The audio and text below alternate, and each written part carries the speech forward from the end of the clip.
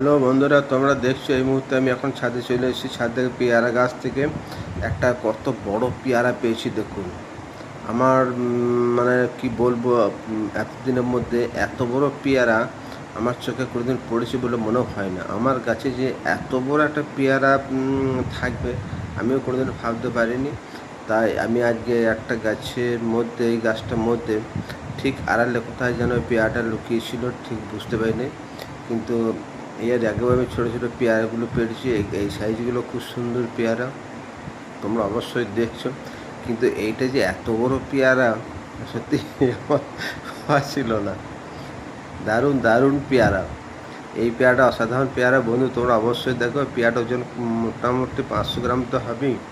আরও গাছে প্রচুর প্রচুর ফুল এসছে। এর আগেও পেয়ারা আমি দেখেছি, খুব ভালো এই গাছটা, এবং প্রচুর পেয়ারা ধরে, এবং পেয়ারাগুলো খেতে খুব সুন্দর খেতে।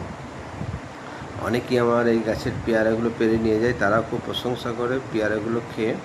হ্যাঁ, এবং সবথেকে বড় কথা হচ্ছে এই পেয়ারাটা হচ্ছে 12 মাস ফল দেয়।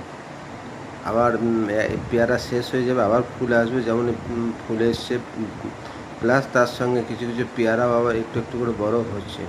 মানে 12 মাস পেয়ারা পাওয়া যায় এই গাছটা থেকে। তোমরা অবশ্যই দেখছো এত বড় পেয়ারাটা, এটা ওটা সত্যিকারই তাই ভাবার বিষয়। এত বড় পেয়ারা এই গাছের ছিল আমি কোনোদিন ভাবতে পারি না। যাই হোক বন্ধুরা, তোমরা অবশ্যই এটা আমি একটা শর্টে ব্লগ ভিডিও বানিয়ে নিলাম। তোমরা অবশ্যই দেখতে থাকো আমার এই ফুলের গাছের বাগানগুলো। এর আগেও আমি দেখিয়েছি। এখন তো শীতকাল না, এখন তো গ্রীষ্মকাল, তাই এসব ফুলগুলো গ্রীষ্মকালই হয়।